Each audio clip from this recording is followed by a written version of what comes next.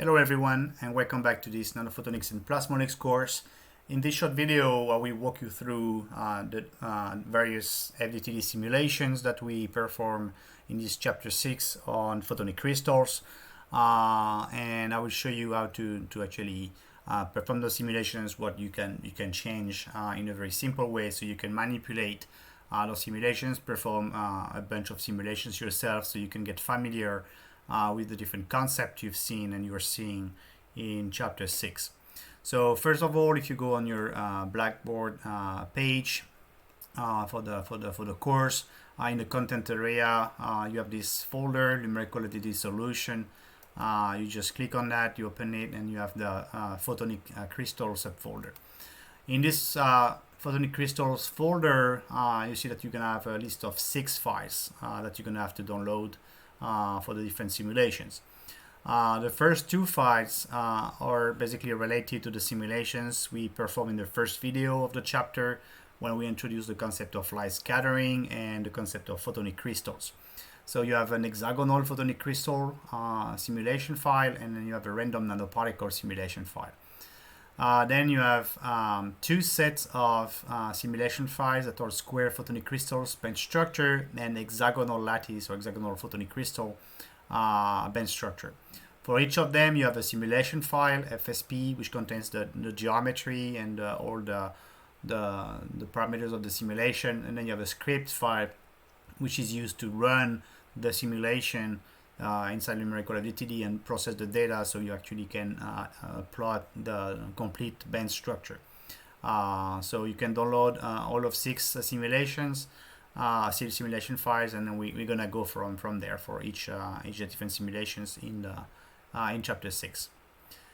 Once you have those files, you can go ahead and open the first one, which is silicon random nanoparticles. So you can just double click on that, or you can open directly numerical FDTD solutions, and then you arrive with this interface.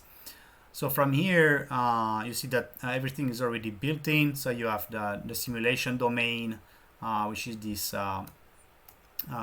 orange region here. So this is where the fields will be propagated and where Maxwell's equations will be solved.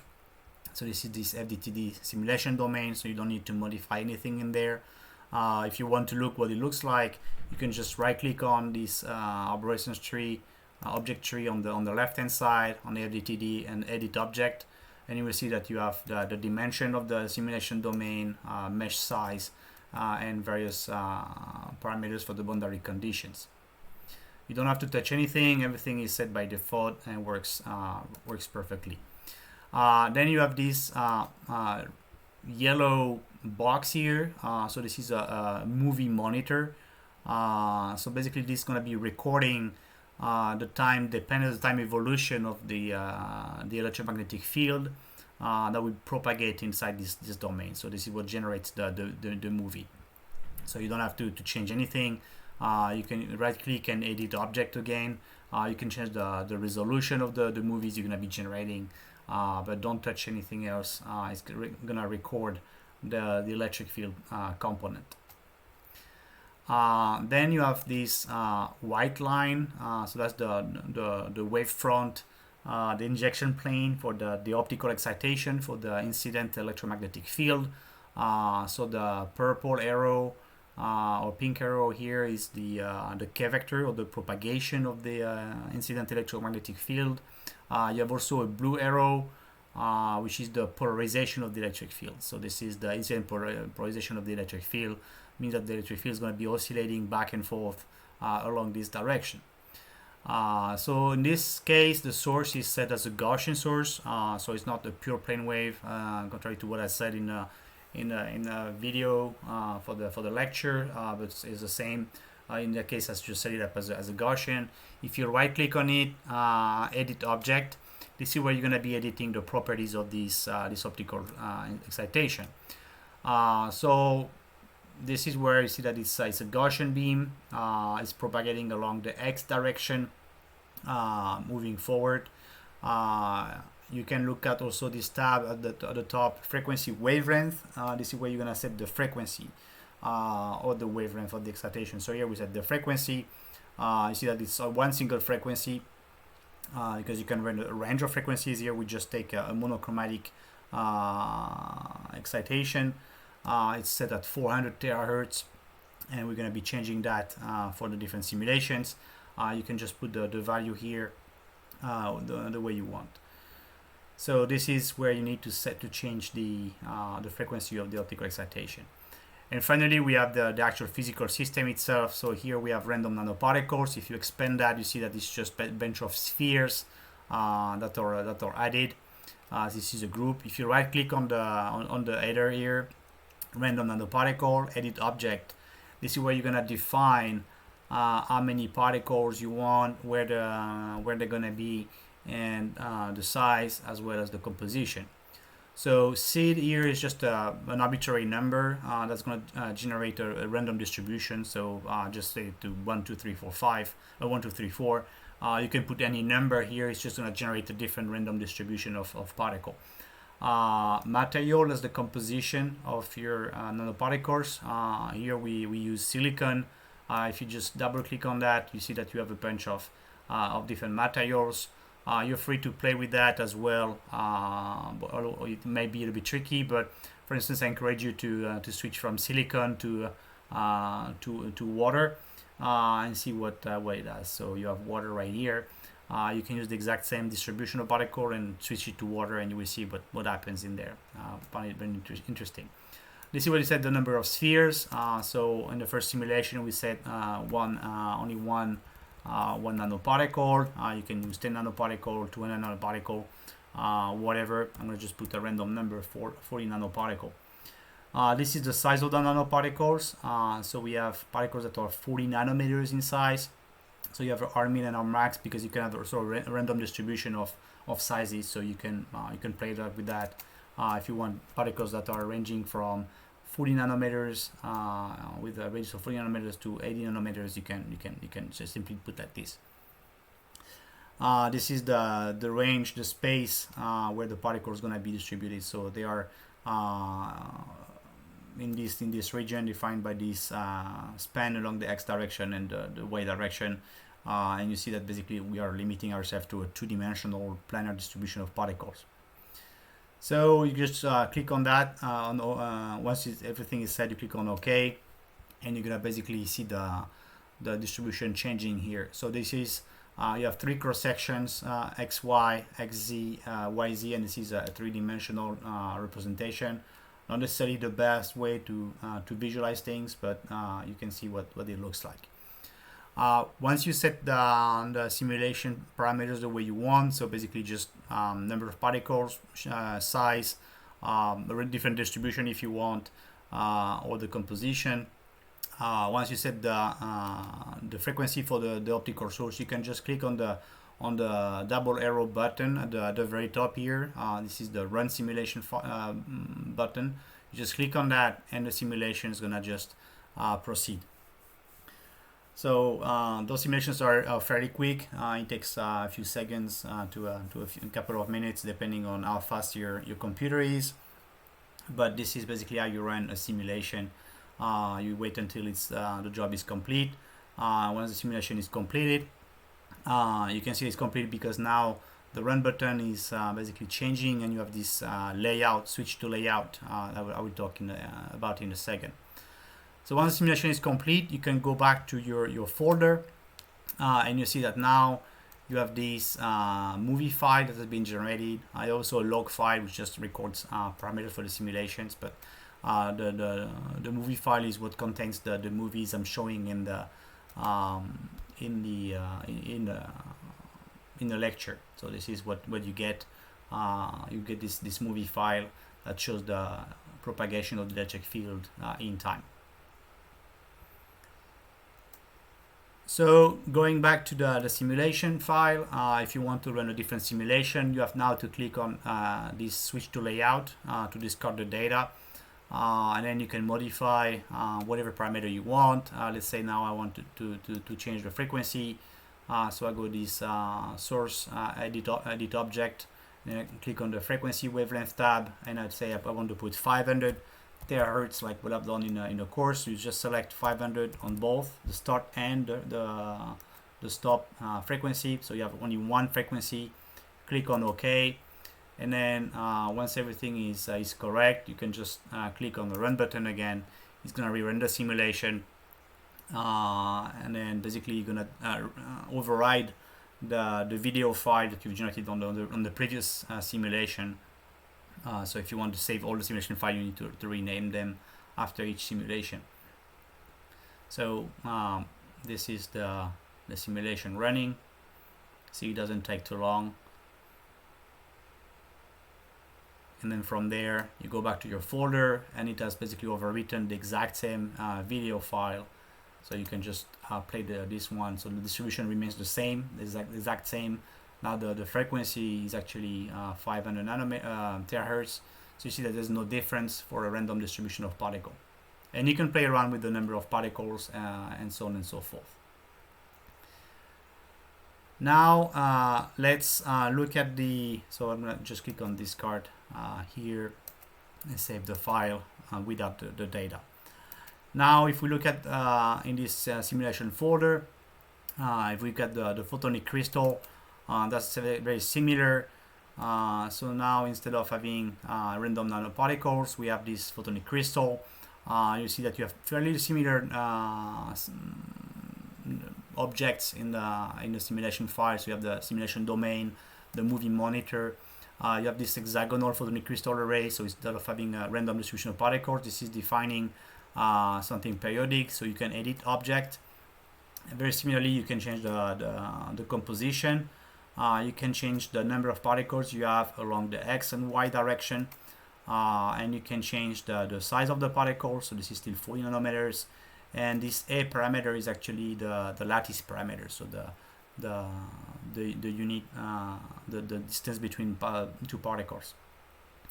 So you can modify that as you wish.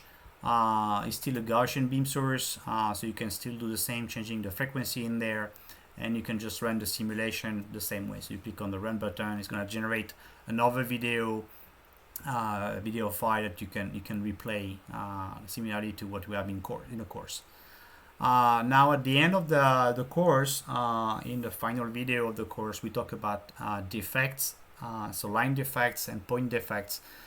They are in the same file. You see that they are grayed out here because they are hidden. If you want to make them appear, just right click on the object and you click on enable, and you have this line that appears, and that basically erases the particles in this region. So once you have this activated, you can just click on the button or modify the size of the object. If you want to activate other objects, you just right click, enable, and then basically what you need to do. If you want to disable those objects, right click again on them, disable, and then you can just do the composition the way you want. If you have those objects that are enabled, you can also, if you're on the arrow option here, you can move them around. If you want them off-centered, you can make them wider if you want. If you just click and drag, so you can really modify the system the way you want. If you want to have something customized and play around with the parameters. Now in one of the simulation file, we were looking at a point defect, which is the defect point at the bottom here. So I'm gonna enable that, and we had a dipole source. So I enable the dipole source, and I'm gonna need to disable the Gaussian beam. So here there's no more Gaussian beam, and the optical excitation is this point dipole.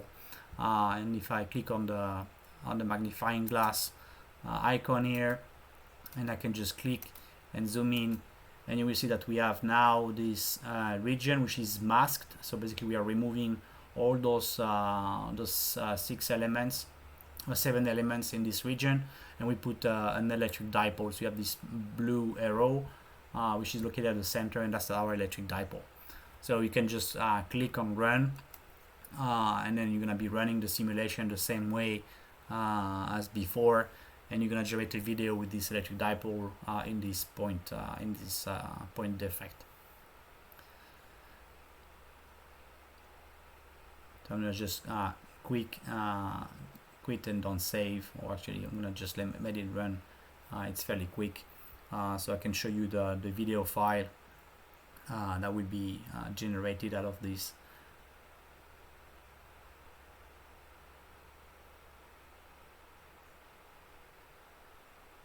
There you go. So if you open the folder, you see that now you have this hexagonal video file for the hexagonal array, and if you play that, then we have this this defect.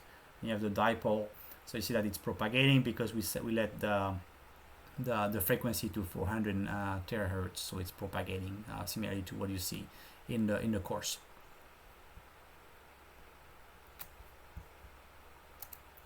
So now let's look at the case of photonic band structures calculations. So you just I'm gonna have to look either the square 2D or the triangular 2D files. So this is the square lattice, this is an hexagonal or triangular lattice. I'm gonna just open the square here. So you just open the FSP file with numerical FDTD, and then the difference is that here, in fact, we're gonna run a lot of very short simulations all together. So in order to streamline the process, there's a script. So you're gonna go on the right hand side. You should have this large panel on the side, which is a script file editor. If it's not selected, you can look at the bottom here. You may have either this activated or that activated. So you just click on script file editor. And then you're gonna go on the open icon, and then you're gonna select the LSF file, which is the script file. So this is square 2D. So we select the square 2D script file, open, and then here so you have a script that loads. You don't have to really care about the script itself. You can go through. You will see it's very similar to MATLAB language in the end. You don't have to modify anything. This is basically calculating a bunch of simulations. So we're going to calculate simulations for different K vectors, and that's how you generate your photonic band structure diagram. The only thing you need to do is instead of clicking on the run button at the very top, which would run only one simulation, you're going to have to click on this small run button just above the script editor tab. Here. So, but before we do that, we can actually modify the geometry of the simulation file. So on the left hand side, on the tree object, on the object tree, you can actually see that you have a bunch of objects. So you have this band structure, which is basically just the monitors that are going to calculate the fields. You have dipole cloud, so we have using a cloud, a random distribution of electric dipoles to actually excite all the modes, all the photonic modes that are existing in this system. You have the FDTD simulation domain, which is set with periodic boundary conditions. So you see that the simulation domain is not this full orange box that we had before, but now it's orange and blue. Because we have now periodic boundary conditions. We're looking at the periodic system, and that's why we have only one particle inside the simulation domain. So it's basically going to reproduce this pattern. This is the unit cell. It's going to reproduce this pattern infinitely. So we are looking at the photonic crystal with a square lattice, which is periodicity along x and y direction. So this is the nanoparticle. So you can actually click on the model up there. And on model, you're gonna actually right click on model, edit object, and this is where you're gonna set the physical parameters for the simulation. So you can set the mean and max frequency where you want to calculate the band structure. So we have here between 0 and 550 terahertz. So of course you can expand that to whatever spectral range you want to calculate the band structure. So that's gonna be the y-axis on your photonic band diagram. You don't touch those apodization, center, and width. The AX and AY are basically the periodicity along the X and Y direction. So if you change that, you're gonna change the distance between the particles along either the X or Y direction. So you can modify either or both, the way you want. And if you go on this rectangle here and then edit object, this is where actually you're gonna change the object property itself. So if you change the refractive index, you see that here for materials you have object defined here, dielectric. Basically here we are using just the refractive index, so we have a refractive index of 2, which is a dielectric, but you can select that and put silicon like we have done before. If you want a fixed refractive index, you leave it as it was, and then you change basically the radius of the particle at the bottom. So here we have something which is 250 nanometers roughly in terms of radius, so these are very large nanoparticles.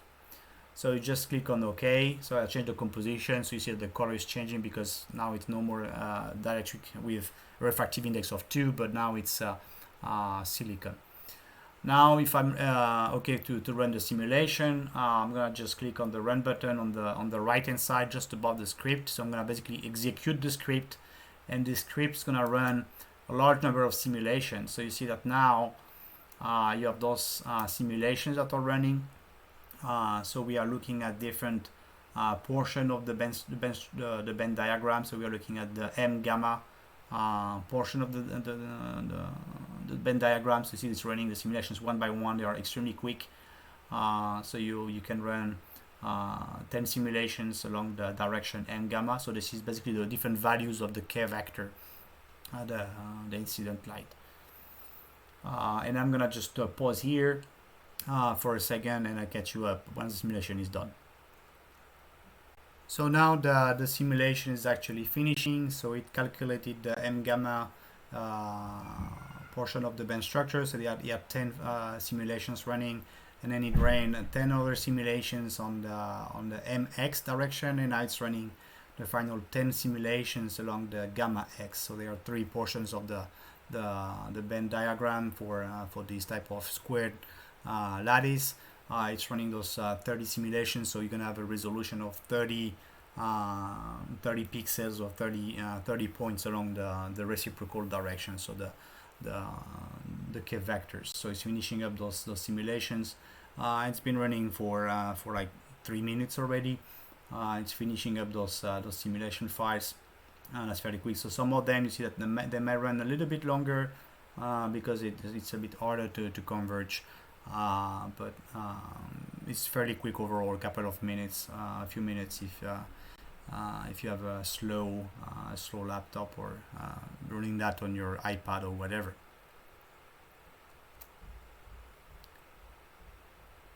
So that now the simulations are completely performed, you will see that it's going to actually pop out different windows that are actually showing up. So you have band structure simulation files that are being shown.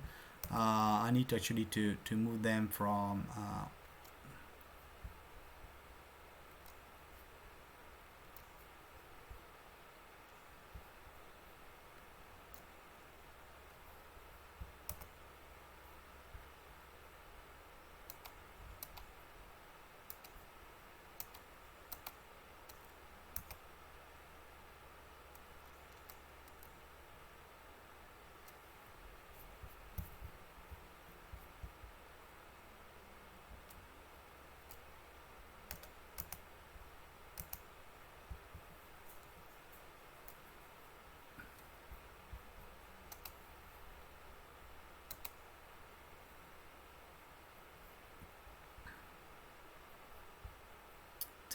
fuck.